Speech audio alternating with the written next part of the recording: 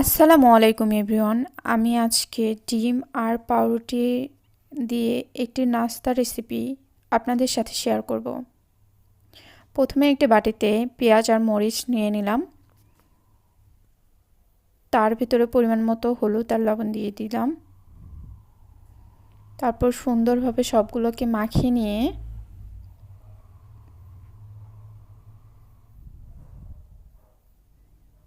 মাখানো হয়ে গেলে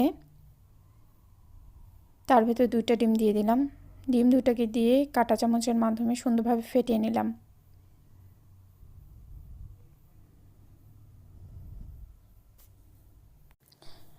ডিম ফাটানো হয়ে গেলে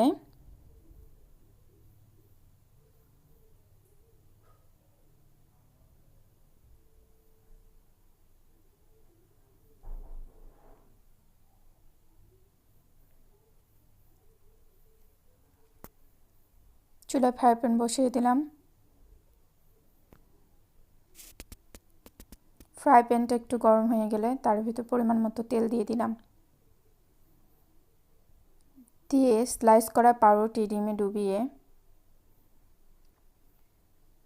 ফ্রাই প্যানে দিয়ে দিলাম।